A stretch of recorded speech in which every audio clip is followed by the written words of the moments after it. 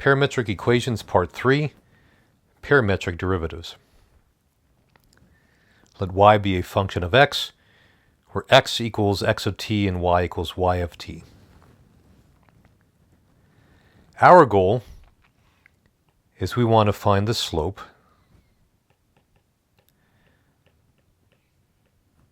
dy dx and the concavity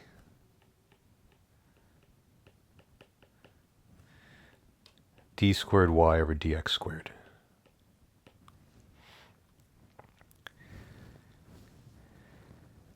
Let's start by taking the derivative of my function with respect to t. So I get dy dt equals the derivative of f with respect to x times the chain out dx dt. Well, df dx, I can write that as dy dx. And then dividing to isolate it, we would get dy dx is dy dt over dx dt. So it's a result of the chain rule, but it's as if, not true, but as if we divided top and bottom by dt. Now let's find the second derivative, d squared y over dx squared. Recall that's the derivative with respect to x of dy dx. That's what the notation really means. But doing a similar thing, I'm not going to go with all those steps, we would end up with d squared y over dx squared is the derivative of dy dx with respect to t over an extra dx dt. So if you're going to forget something, you will probably forget to do over the extra dx dt. Let's do a couple of simple examples.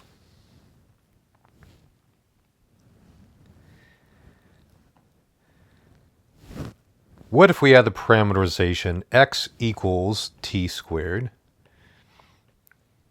and then y equals e to the negative t? What is the slope?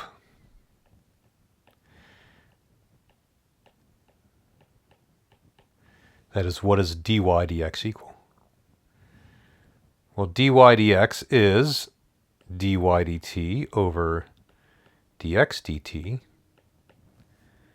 which is negative e to the negative t over 2t. And then we could evaluate it. Say, what if we want to evaluate it at t equals 1?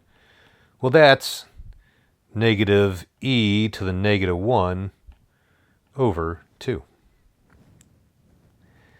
How about our second derivative? d squared y over dx squared is the derivative with respect to t of what we just found, right, of dy dx equals dy dt over dx dt. So the derivative of negative e to the negative t over 2t over an extra dx dt. So a few things that are typical, not a 100% true statement, but things that I look for. When I'm finding the second derivative, I often have to do a quotient rule. So let's do the quotient rule. I do it this way. I'm doing the quotient rule in this part here. So I square the bottom, that is the original bottom, and then I bring that bottom up and leave it alone, times the derivative of the top, minus, leave my top alone, negative e to the negative t, times the derivative of the bottom. We're not done yet, because we have to divide by an extra dx dt.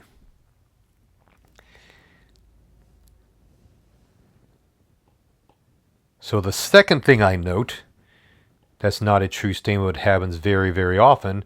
Notice that if I were to divide by an extra dx dt, and if I had written it right here, I would have divided by another 2t over 1, and I'm expecting to get dx dt cubed in the denominator. Just very typical that it happens. I'll clean up the top a little bit. I get 2e to the negative t. That is 2t e to the negative t plus 2e to the negative t.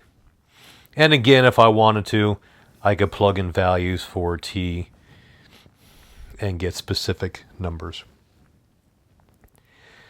But let's consider another problem. What if we had the unit circle? And I want to find the slope and concavity at a specific point on the unit circle. And let's say we'll do at the point 1/2 comma root 3/2.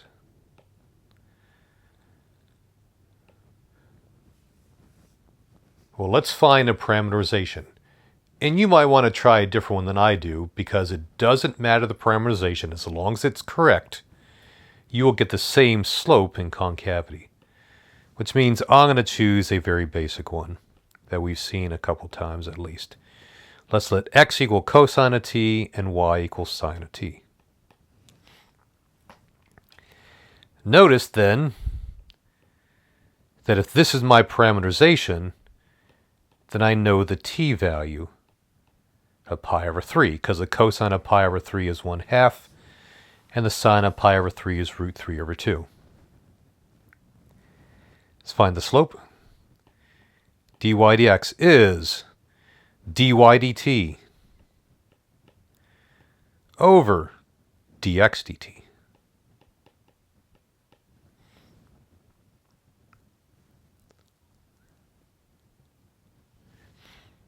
Which I'll simplify down to negative cotangent of t. And at the point t equals pi over 3,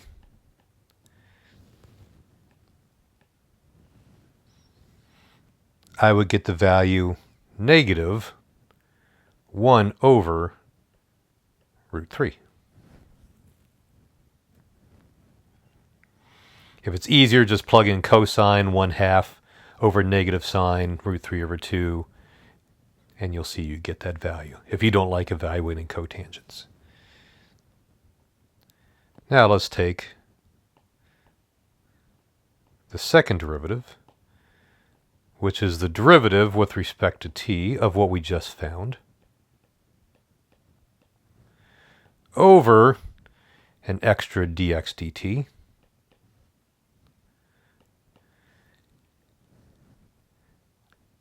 I wrote that as cosine. Let me fix that for us. Sometimes my brain gets ahead of my fingers.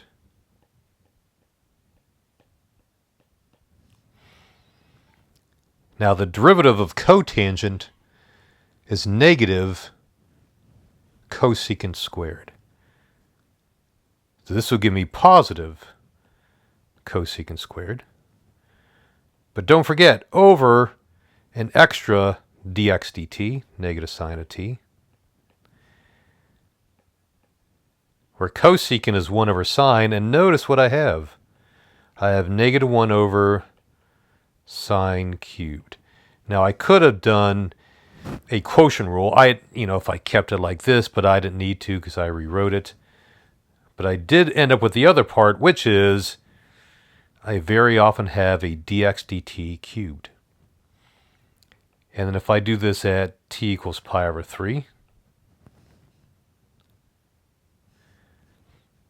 we get the value negative 1 over sine root 3 over 2 cubed, or negative 8 over 3 root 3.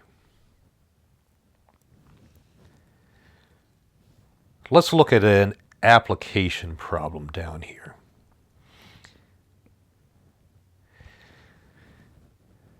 So pretend that we have an object that's traveling on the path starting at point A. We'll call that t equals 0.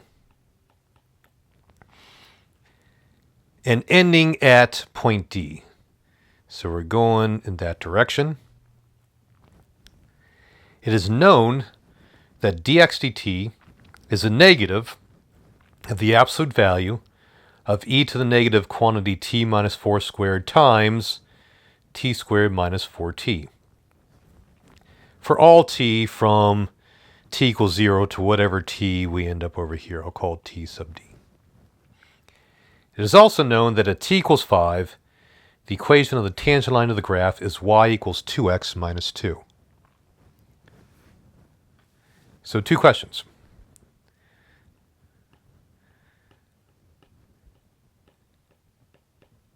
At what time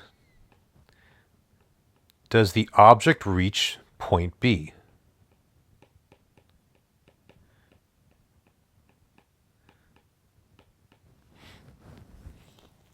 How would we do that? If you'd like to, pause the video and think about the answers before I go over them. I think it'd be a benefit to you. So I assume you've taken a little time to think about it. What do I notice about this point here? Well, I know that the derivative here is undefined, which means that dy dx being dy dt over dx dt gives us that dx dt is 0.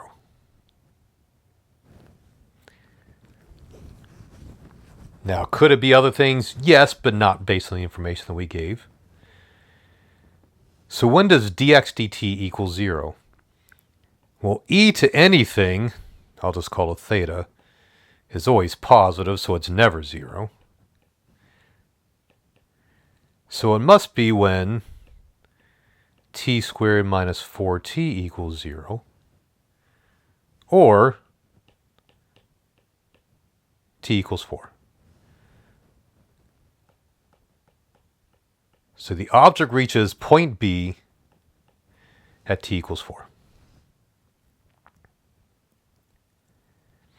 The second question.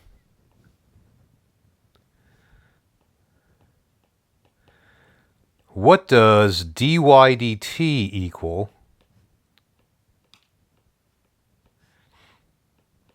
at t equals 5?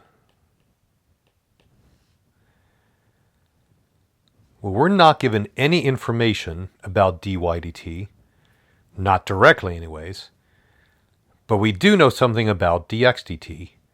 We also know that dy dx equals, I'll leave a little space there, you'll see why, equals dy dt over dx dt.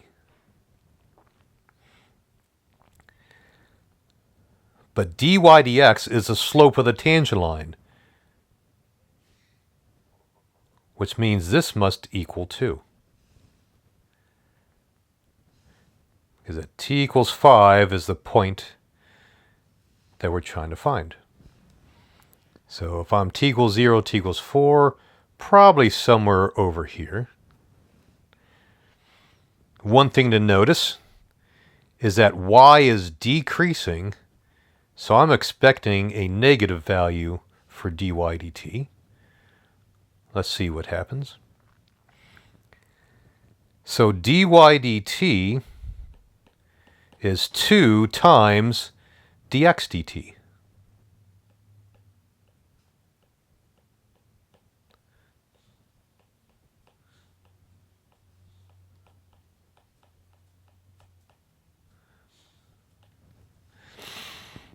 Which means we can plug this in for t equals 5. We get, I'll bring the negative out, so we have negative 2. That's good. And then the absolute value of e to the negative 1 squared, right? 5 minus 4 squared, times 25 minus 20, which is negative 2 times 4. Sometimes my basic math is terrible. Times 5 times e to the negative 1, or negative 10 over e.